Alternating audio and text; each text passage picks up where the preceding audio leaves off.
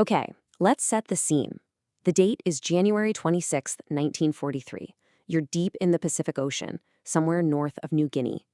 Imagine being inside the American submarine, the USS Wahoo. The air is thick, stale. You can smell the diesel and the tension. The crew's on a high, though. They just nailed an enemy transport with a torpedo. But then their commander looks through the periscope and sees something. Something that's going to change everything. He's about to make a choice that will cement his legacy in both heroism and, well, horror. It's a choice that forces us, even all these years later, to ask some really tough questions about what happens when the rules of war get tossed overboard. Let's get into it. Just try to put yourself in the shoes of the man who had to write those words down. Lieutenant George Grider wasn't just taking notes for the ship's log. He was recording a moment that must have felt completely surreal. This order, it went against everything he'd been taught, every rule of engagement, every moral compass point. He was ordered to document a command to fire not on a warship, but on shipwrecked men in lifeboats. It's one of those moments of just pure, shocking disbelief. An order that, once it's given, there's no taking it back. And that's the real question at the heart of all this, isn't it? Because the man who gave this order wasn't some kind of cartoon villain. This was Commander Dudley Mush Morton, one of the most celebrated, most decorated, and frankly most innovative submarine commanders in American history. So the puzzle isn't just what happened, it's how. How does a guy who's praised for his courage and his skill end up making a decision that many of his own comrades would later call a flat-out war crime? To get the unthinkable order, you have to first get the man. So let's talk about Dudley Morton. His men called him Mush. Now that nickname came from a comic strip character with a big jaw, but trust me, there was nothing funny about his approach to war. This guy was a force of nature. His whole career reads like a warm-up act for the savage, no-rules reality of the war in the Pacific. He was, for better or for worse, the perfect man for that terrifying moment in history. You know, what's fascinating when you look at his career is just how consistent he was. From the very beginning, Morton was just wired differently. At the Naval Academy, his instructors literally wrote that his aggressive spirit was off the charts. While the rest of the pre-war Navy was all about caution and playing by the rules, Morton was preaching attack, attack, attack. To him, submarines weren't just scout ships, they were predators. And then Pearl Harbor happens, and the rulebook doesn't just get bent, it gets shredded. The order for unrestricted warfare came down from the very top. For a guy like Morton, that was like someone opening the cage. So when he finally gets command of the Wahoo, he finds a crew that's used to playing it safe. He was about to show them a whole new way to fight. And this quote? This pretty much boils down his entire philosophy into 3 simple, brutal words. This wasn't just a crude sign. For him, it was doctrine. It was one of the first things he did as captain, had this painted and put up all over the submarine. Just think about the message that sends to your crew, who are stuck in a steel tube hundreds of feet underwater for months at a time. It's a constant reminder. The old rules are gone. We are here for one reason and one reason only, to completely destroy the enemy, and we'll do it by any means necessary.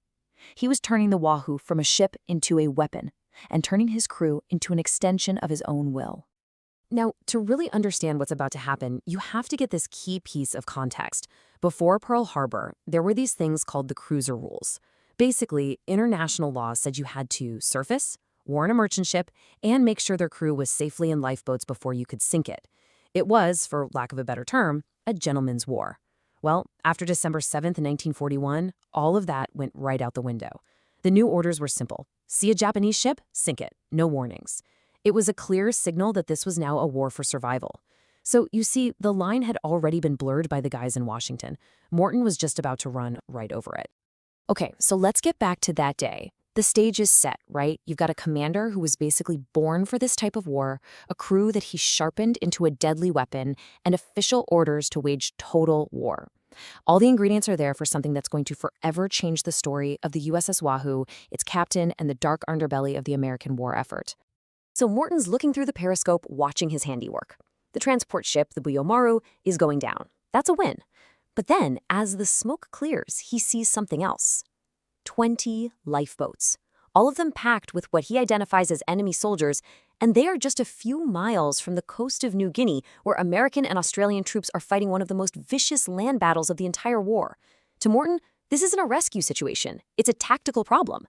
These aren't just shipwrecked sailors. They're enemy troops who are about to get back in the fight and start killing his countrymen. And this This is where the tactical problem crashes head-on into a moral one. Yeoman Forrest Sterling, a lookout on the Wahoo's bridge, saw it clear as day. A piece of white cloth. A white flag. The universal sign for surrender. You can't mistake it.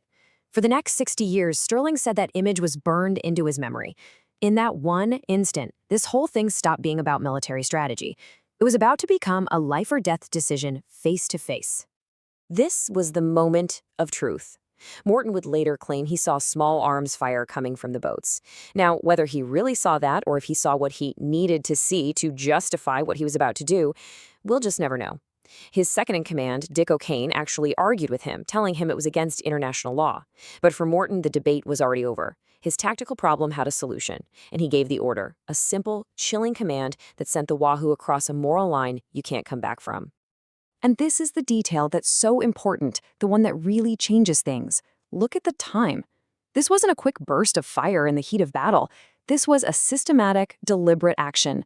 For more than half an hour, the crew of the Wahoo used everything they had, the deck gun, the cannons, the machine guns, on those men in the boats.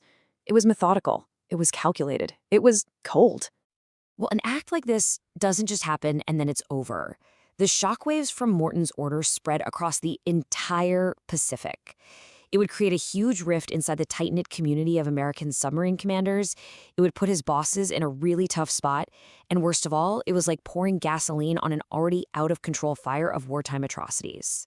Let's take a look at how that played out. So when the story of what happened got back to Pearl Harbor, it basically split the submarine force right down the middle. You had three camps. First, you had the defenders, like his exec, Dick O'Kane, who was there. He went to his grave insisting it was a tough but necessary military call. Then you had guys who understood, like the legendary Red Ramage. He thought it was wrong, but he also saw it as a tragic and maybe unavoidable part of total war. And then you had the guys who flat out condemned it, like Eugene Fluckey, who would later win the Medal of Honor. For them, it was simple. We're Americans, we don't shoot helpless men. There was no easy answer, just a really deep, troubling split. The Navy leadership, especially the head of the Pacific Submarine Fleet, Admiral Lockwood, had a huge problem on their hands. On the one hand, Morton was a rock star. His aggressive tactics were getting results nobody had ever seen before. He was the kind of guy they needed to win the war. But on the other hand, they could not officially approve of gunning down survivors in lifeboats. So they did what big organizations often do. They covered it up. Publicly, Morton got medals and was hailed as a national hero. Privately, the ugly parts of the story were scrubbed from the official reports, classified, and buried for the next 50 years. But the enemy was paying attention. While the U.S. Navy was trying to bury the story, the Japanese Navy was using it as propaganda.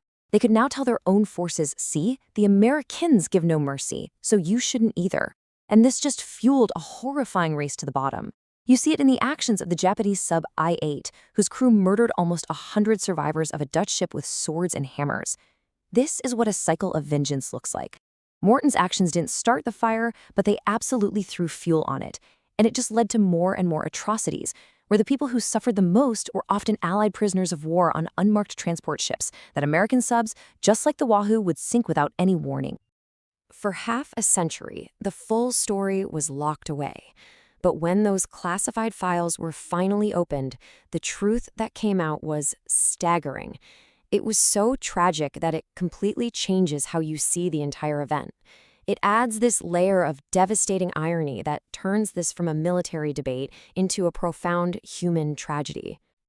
And here it is, the final, terrible truth of what happened that day. Morton thought he was killing enemy soldiers, but the majority of the men his crew gunned down in the water, they weren't Japanese. They were Allied soldiers. 195 Indian troops captured by the Japanese, being shipped off to be used as slave labor. In his ruthless quest to save American lives, Dudley Morton had unknowingly massacred their own allies. Can you even imagine the horror of that moment? Lance Corporal Ajit Khan was one of the very few survivors. Just listen to his words. They see an American submarine surface. For just a second, there must have been this incredible feeling of hope. We're saved. Rescue is here. And then the guns opened fire. The men they thought were their saviors were actually their executioners. The tragedy of that irony is just, it's almost too much to process. And so this debate still rages on today, and it's perfectly captured by two men who were right there on the bridge of the Wahoo. Dick O'Kane, who went on to become a hero in his own right, never changed his mind. For him, It was ugly, but that's what war is. But George Grider, the man who wrote down that log entry, it haunted him for the rest of his life. He later said, "We became something we weren't supposed to be." Two men, same boat, same event, two completely different, irreconcilable truths. Morton never had to answer for his actions. He and the entire crew of the Wahoo were lost at sea less than a year later. But his legacy is just this massive contradiction. You can see it right here. The Navy quietly denied him the Medal of Honor, almost certainly because of this. They buried the story for 50 years. And yet, you can't deny his impact. His aggressive tactics were copied across the entire submarine fleet. They were a huge reason why the U.S. was able to choke off Japan's supply lines and help win the war. He was a hero who committed an atrocity, a tactical genius who left a permanent moral stain on the service. He was both things at the exact same time. And that's really the question this story leaves us with, isn't it? This isn't just about something that happened in 1943. It's a question for right now. It is so easy for us, sitting here in comfort and safety, to judge the choice Morton made. But his story forces us to ask a really uncomfortable question about ourselves. When you truly believe your country is fighting for its very survival, do the rules still apply? Is there a line that can never be crossed no matter what? Or does total war, just by its very nature, demand that you become a monster to defeat another one? That is the haunting and maybe unanswerable legacy of the USS Wahoo.